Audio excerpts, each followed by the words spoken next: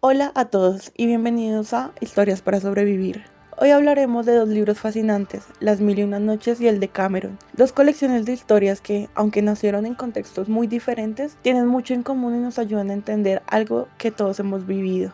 Así es, se han dado cuenta de que cuando la pandemia del COVID-19 nos obligó a aislarnos, muchos encontramos refugio en las palabras y las historias, libros, series, películas. Nos aferramos a la narración como una forma de escape. Y eso mismo ocurre en estos dos libros. En Las Mil y Una Noches la narración es una estrategia de supervivencia, mientras que en el de Cameron es una herramienta para sobrellevar el encierro y la incertidumbre. Empecemos con Las Mil y Una Noches, una colección de cuentos de origen árabe, persa e indio, recopilados entre los siglos VIII y XIV. Su personaje central es Sherezade, la mujer que usa la narración como su única arma para salvar su vida. Este libro ha tenido una trascendencia histórica y cultural enorme, pues ha sido transmitido de generación en generación, teniéndolo como referencia para entender ese mundo oriental que es poco conocido para todos. La historia que da origen a Las Mil y Una Noches es, sin duda, una de las más impactantes y brutales de la literatura universal. Nos presenta a un sultán, Shahriar, cuyo corazón ha sido destrozado por la traición de su esposa. Esta herida profunda y dolorosa lo lleva a tomar una decisión extrema y despiadada. Para evitar ser engañado de nuevo, todas las noches se casará con una nueva mujer y la ejecutará al amanecer. Esta determinación surge de un sentimiento de venganza y desconfianza hacia todas las mujeres. El sultán, cegado por el dolor, generaliza la traición de su esposa a todo el género femenino, viéndolas como seres infieles y traicioneros. Su mente se llena de resentimiento y amargura, llevándolo a tomar esta cruel decisión.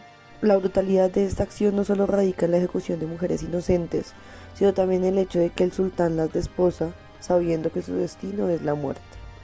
Esta unión, que debería ser un símbolo de amor y compromiso, se convierte en un instrumento de tortura y muerte. Es importante señalar que esta historia refleja una visión misógina y cruel del mundo, donde la mujer es vista como un objeto y no como un ser humano con derechos y sentimientos. Esta perspectiva es, sin duda, un reflejo de la sociedad de la época en la que se creó Las Mil y Una Noches, aunque no justifica la barbarie del sultán. A pesar de la crueldad de la situación, la historia de Las Mil y Una Noches también nos muestra la capacidad del ser humano para sobreponerse a la adversidad y encontrar esperanza en medio de la oscuridad. La valentía y astucia de Sherezade, quien se ofrece como esposa del sultán para salvar a otras mujeres, es un ejemplo de ello. Pero Sherezade tiene un plan. La noche de su boda empieza a contar un cuento y lo deja en suspenso justo en el momento más interesante. El sultán, ansioso por saber cómo termina, le perdona la vida un día más y así continúa noche tras noche durante 1001 noches. La narración oral, como arte ancestral, posee un poder transformador que trasciende el mero entretenimiento.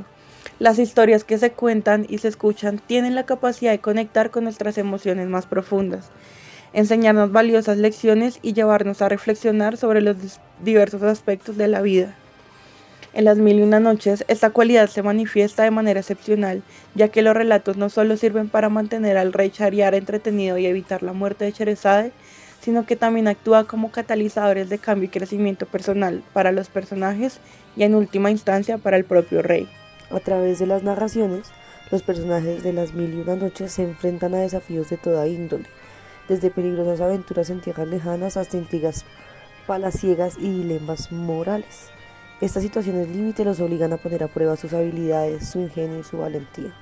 Al superar los obstáculos que se les presentan, los personajes aprenden valiosas lecciones sobre la vida, el amor, la justicia y la condición humana. Sus errores y aciertos los llevan a crecer como personas, a desarrollar una mayor comprensión de sí mismos y el mundo que les rodea. Pero el poder transformador de la narración oral no se limita a personajes de los cuentos. El propio rey, cuyo corazón se ha endurecido por la traición y la desconfianza, experimenta una metamorfosis a medida que escucha las historias de Sherezade. Los relatos lo invitan a reflexionar sobre sus propias acciones y sobre la naturaleza humana. A través de los personajes y sus experiencias, el rey se ve reflejado en un espejo que le muestra sus propios defectos y errores. Poco a poco su corazón se ablanda y su visión del mundo se transforma. Bueno, de esta manera, Las 1001 noches nos muestra cómo la narración oral puede ser una herramienta poderosa para el cambio personal y social. Las historias nos conectan con nuestras emociones, nos enseñan valores y nos invitan a reflexionar sobre la vida. Al escuchar o contar historias podemos aprender de los errores y aciertos de los personajes cuestionar nuestras propias creencias y prejuicios y desarrollar una mayor empatía y comprensión hacia los demás. En definitiva, la narración oral nos ayuda a crecer como personas y a construir un mundo mejor. La narración oral, además de su innegable valor educativo y su poder transformador, constituye una herramienta esencial para la preservación de la cultura y la historia de un pueblo. En el caso de Las Mil y Una Noches, esta fusión se revela de manera particularmente significativa, ya que los relatos que componen esta obra maestra nos ofrecen una ventana privilegiada a las costumbres, las creencias y las tradiciones de la sociedad de su época. A través de las historias de Aladino, Alí Baba, Simbad el Marino y muchos otros personajes, Las Mil y Una Noches nos transporta a un mundo diferente, fascinante y exótico, donde la magia y lo sobrenatural se entrelazan con la vida cotidiana. Los cuentos nos revelan detalles sobre la organización social, las jerarquías, los roles de género y las normas de conducta que regían la vida de las personas en aquel entonces. Las narraciones también nos permiten conocer las creencias religiosas, las supersticiones y las prácticas rituales que formaban parte de la cosmovisión de la sociedad de la época. Los genios, los espíritus y otros seres fantásticos que pueblan los cuentos nos hablan de una mentalidad en la que lo sagrado y lo profano se encontraban estrechamente vinculados. Además, Las Mil y Una Noches nos ofrece un testimonio valioso sobre las tradiciones culinarias, las costumbres en el vestir, las festividades y otras manifestaciones culturales que caracterizaban a la sociedad de la época. A veces, a través de las descripciones de los banquetes, los mercados, los palacios y otros escenarios, podemos reconstruir aspectos importantes de la vida cotidiana de las personas. Es importante señalar que la preservación de la cultura y la historia a través de la narración oral no es un proceso estático. Los cuentos se transmiten de generación en generación, adaptándose y enriqueciéndose con el tiempo. De esta manera, Las Mil y Una Noches no solo nos habla del pasado, sino que también nos muestra cómo la cultura se transforma y evoluciona a lo largo del tiempo. Gracias a esto, sobreviven tanto ella como las historias que cuenta, entre ellas algunas muy famosas como Aladino y la lámpara maravillosa con el genio que concede deseos, Alí Baba y los 40 ladrones con la frase icónica «Ábrete, sésamo», Simbad el Marino sobre un navegante que enfrenta criaturas y desafíos en sus viajes. Lo fascinante es cómo este libro refleja la importancia de la narración oral. Durante siglos esas historias fueron contadas de generación en generación antes de ser recopiladas por escrito, y esa tradición oral les da un carácter dinámico y adaptable. La narración oral es una forma de arte ancestral que ha existido desde los albores de la humanidad. En Las Mil y Una Noches vemos cómo la narración se convierte en un recurso para la supervivencia, ya que la princesa Sherezade utiliza su habilidad para contar historias y así evitar su propia muerte. También podemos hablar de su influencia en la literatura universal. Las Mil y Una Noches ha logrado trascender las barreras del tiempo y el espacio, dejando una huella imborrable en la literatura universal. Su influencia se extiende a lo largo de los siglos, inspirando autores de diversas culturas y épocas. Uno de los ejemplos más destacados es el del escritor danés Hans Christian Andersen, cuyos cuentos de hadas como La Sirenita o El Patito Feo beben directamente de la tradición narrativa de Las Mil y Una Noches.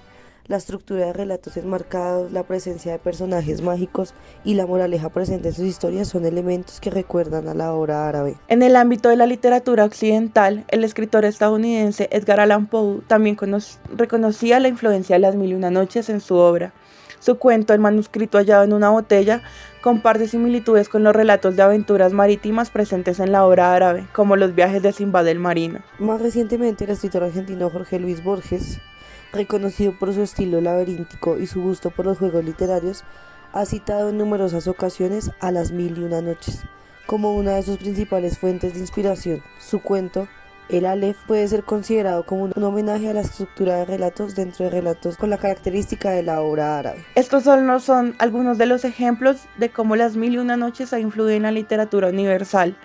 La riqueza de sus relatos, la profundidad de sus personajes y la maestría de su estructura narrativa ha servido de inspiración a autores de todo el mundo, enriqueciendo el panorama literario con obras que dialogan y reinterpretan los elementos presentes en la obra árabe. El cine como arte visual y narrativo no ha sido ajeno al encanto de Las Mil y Una Noches. La magia, la aventura, el exotismo de sus relatos ha cautivado cineastas de diversas épocas, dando lugar a numerosas adaptaciones cinematográficas que han llevado la magia de estos cuentos a la gran pantalla. Una de las adaptaciones más emblemáticas es El ladrón de Bagdad de 1940, una película de aventuras espectacular y colorida que transporta al espectador a un mundo de fantasía y exotismo. La película, protagonizada por Savoy Conrad Bate, captura la esencia de los cuentos de las mil y una noches con sus genios, alfombras voladoras y ciudades de ensueño. Más recientemente, la compañía Disney ha popularizado uno de los cuentos más famosos de las mil y una noches con su película Aladina, producida en 1992. La adaptación animada, con su banda sonora inolvidable y sus personajes entrañables, ha acercado la magia de Aladino y su genio público infantil, convirtiéndose en un clásico de la animación. Además de estas adaptaciones destacadas, existen numerosas películas que han tomado elementos de las mil y una noches para crear sus propias historias. La presencia de genios, sultanes, princesas y ladrones en el cine de aventuras es un testimonio de la influencia duradera de esos cuentos en la cultura popular. En el corazón de las mil y una noches late una verdad fundamental sobre el poder de la narración. Las historias no solo entretienen, sino que también tienen la capacidad de transformar a las personas, y esta transformación se manifiesta de manera elocuente en la relación entre Sherezade y el sultán. Sherezade, la astuta y valiente narradora, no solo se vale de los cuentos para salvar su propia vida, sino que también los utiliza para cambiar al sultán. A través de sus relatos, ella va tejiendo un tapiz de enseñanzas que gradualmente ablandan el corazón endurecido del... Los cuentos que Sherezade narra son mucho más que simples historias, son espejos que reflejan las complejidades de la condición humana, explorando temas como la justicia, la astucia, el amor, la lealtad y la traición. Cada relato plantea dilemas morales, muestra las consecuencias de las acciones y ofrece ejemplos de cómo los personajes aprenden de sus errores y crecen como personas. A medida que Shahryar escucha las historias de Sherezade, se ve confrontando con las perspectivas diferentes a las suyas. Los personajes de los cuentos, con sus virtudes y defectos, lo invitan a reflexionar sobre sus propias acciones y sobre la crueldad que ha ejercido contra las mujeres. Poco a poco, la armadura de resentimiento y desconfianza que rodea el corazón de Shahryar comienza a resquebrajarse. Los cuentos de Sherezade lo exponen a la belleza del amor, la importancia de la justicia y el valor de la astucia, no como herramientas de engaño, sino como habilidades para resolver problemas y superar obstáculos. La transmisión de Shahryar no es un proceso instantáneo, se desarrolla a lo largo de las mil y una noches, a medida que los cuentos de Sherezade lo van guiando hacia una nueva comprensión del mundo y de sí mismo. Al final, el sultán no solo perdona la vida de Sherezade, sino también abandona su actitud cruel y misógina, reconociendo el valor y la dignidad de las mujeres. La historia de Sherezade y Shahryar es un testimonio del poder transformador de la narración. Las historias pueden ser espejos que nos muestran nuestros propios defectos, pero también pueden ser faros que nos guían hacia un camino de crecimiento y transformación personal. Y ahora viajaremos al siglo XIV, a una Europa devastada por la peste negra, una pandemia que mató a millones de personas. En este contexto, Giovanni Boccaccio escribe el Decameron, una colección de 100 relatos contados por un grupo de 10 jóvenes, 7 mujeres y 3 hombres, que huyen de Florencia para refugiarse en una villa campestre y evitar el contagio. En aquella lógica de huir de la ciudad y refugiarse en el campo, huir del olor a muerte en las calles citadinas para permitirse encontrarse más cerca. Es este el cuento contenedor de los otros 100 cuentos del Decameron. Aquí vemos un paralelo con nuestra propia pandemia. Así como nosotros buscamos distracciones en la literatura, el arte, la música, el entretenimiento en redes, ellos encontraron en la narración una forma de sobrellevar el aislamiento y el miedo, convirtiendo la palabra en un escenario para salvarse, siendo el poder de la palabra un escenario para comprender el mundo en que vivimos y cómo nos relacionamos, incluso con el pasado. Por ello, los cuentos de cada día, contados por cada personaje, dan pie a la exploración de la vida social, el amor, el erotismo, el engaño, la inteligencia, la generosidad. Cada uno de ellos funciona como una crítica social que decanta los cánones de la época y que, reflejados en las condiciones actuales, no son distantes, sino que guardan en formas complejas de entendernos, incluso en escenarios como la pandemia que vivimos. Algunos de los relatos más interesantes son El halcón de Federico, una historia de amor y sacrificio donde un hombre entrega su bien más preciado por la mujer que ama. Fray Cipolla y la pluma del arcángel Gabriel, una sátira sobre un fraile que engaña a la gente con falsas reliquias. La historia de Anastasio, sobre un hombre que presencia una escena macabra de amor y castigo eterno. Pero más allá de estas historias, que contienen una forma de entender la realidad de la época medieval tradicional, son una oportunidad para reflexionar sobre las formas en que aún nos relacionamos unos a otros y cómo hemos ido configurando la sociedad que tenemos. En este caso es importante resaltar 2 elementos clave en el Decameron, que hacen que la obra trascienda el simple entretenimiento: el erotismo y el humor. El erotismo y el humor en el Decameron no son solo herramientas de entretenimiento, sino elementos esenciales y estratégicos para explorar y desafiar las normas sociales. morales y sexuales de la época. Estos recursos le permiten a Boccaccio crear una obra compleja que mezcla la sátira, la crítica social y la reflexión filosófica. Además, su uso del erotismo muestra cómo el deseo es parte inherente de la experiencia humana, mientras que el humor se convierte en un medio para cuestionar y liberar la rigidez de las estructuras tradicionales. Claro que sí. Boccaccio hace un juego central con estos dos estándares que se mezclan con el engaño y la astucia. Recuerdo de la lectura algunos ejemplos particulares. En la jornada 3 hay varios cuentos donde el erotismo no solo se relaciona con el deseo, sino con lo prohibido, con aquello fuera de control social, escenario que también se traslada a la jornada 4. Han cambiado los medios, pero se han desarrollado de igual forma. Me refiero a reconocer cómo el erotismo es un juego donde lo sexual se convierte en una forma de manipular. Y lo resalto porque me parecen particulares las historias en sí, y porque es entonces una forma de visibilizar las figuras femeninas, como el cuento de Calandrino y su esposa, quien le critica la ingenuidad y coloca a la figura femenina en el marco de que la inteligencia no es exclusiva de los hombres. Creo que eso que mencionas es un escenario particular y que debe resaltarse de la obra de Boccaccio. Sin embargo, la importancia de las mujeres en el Decameron será un tema que abordaremos más adelante. Sí, no nos adelantemos, porque en este libro el erotismo y el humor no solo se relacionan con temas como el engaño y la astucia, no. Boccaccio, en su intento de resaltar la grandeza humana y la generosidad, también aborda esto en la jornada 10, colocando el erotismo y la sexualidad como elementos vinculados a la lealtad y, si se quiere, al amor. Bueno, tendríamos cosas que criticar de un relato como el de Griselda, que soporta todo, pero sí, en esta jornada también se aborda el erotismo sin trampas ni manipulaciones.